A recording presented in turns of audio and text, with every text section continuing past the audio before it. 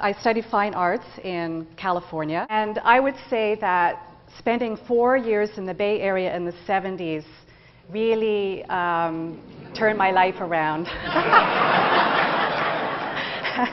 This is where I experience a creative block, yes. This is where I experience problems in organizations, because there's a perception that creativity is what, airy-fairy, and that only artists, poets, and writers are creative, because that's right brain thinking. And oh, I'm an engineer, I'm a mathematician, I'm a statistician. I'm not creative because I'm a left brain thinker. But creativity requires whole brain thinking. And so I have a definition for you here, which I like from Webster's. So creativity is marked by the ability or power to create. Now, that takes imagination. So it takes imaginative thinking to even come up with something that you can create. Then you have to bring that into existence, give it form. So if you only come up with ideas and you don't do anything with them, you have imagination, but you're not creative. You're only creative if you give those ideas form, if you put ideas into action. Now, when you move into the action part, then you're being innovative, because innovation is the introduction of something new. So I like to make a distinction between imagination, creativity, and innovation.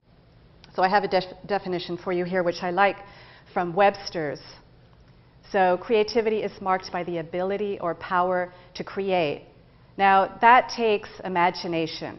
So it takes imaginative thinking to even come up with something that you can create. Then you have to bring that into existence, give it form. So if you only come up with ideas and you don't do anything with them, you have imagination, but you're not creative. You're only creative if you give those ideas form, if you put ideas into action. Now, when you move into the action part, then you're being innovative, because innovation is the introduction of something new. So I like to make a distinction between imagination, creativity, and innovation. Visual. Artists and designers visualize the future. They use diagrams, they use pictures.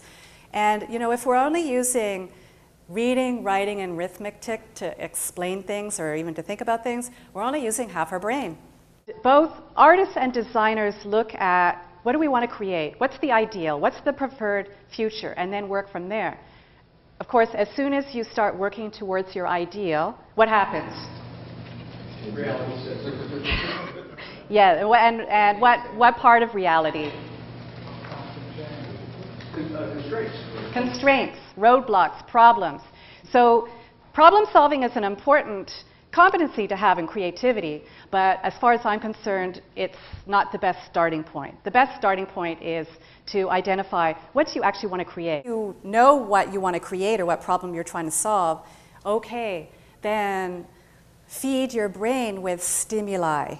And so what I like to do if I'm working on a problem, I actually find watching television useful, but I have my radar out. I expand my radar and I ask the question, what does this have? How can this help my problem? What does this have to do with me? How can this help me solve my problem? Or what can I learn from this that I can apply to this?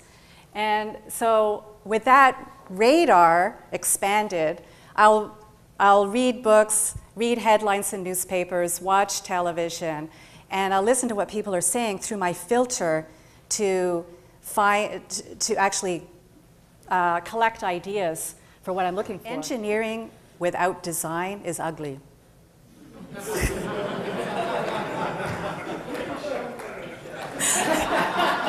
Apple is an example of engineering and design. Well, as you know, Deming he was kicked out of the United States because managers didn't like his ideas, went to Japan, helped the Japanese become extremely innovative, and evidently in Japan, if you're walking by somebody sitting at their desk at their office and they're just staring out in space, it's very rude to interrupt them.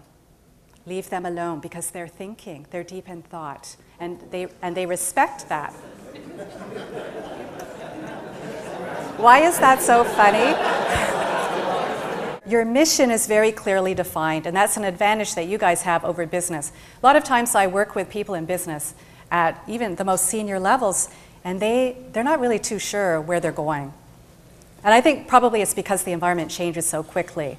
But the more clarity you have on your mission, vision, and purpose, the more directed your creativity. And the more you can create alignment with your people towards what your goals are and what your purpose is and what is the point, the greater the alignment and the greater success for creativity and innovation. And then you start trying to find correlations and so forth. Do you guys do that here? Excellent. Because when I work with companies, they all say, oh yeah, we know how to brainstorm, and then nobody follows the rules. As soon as somebody puts forward an idea, everybody jumps all over it.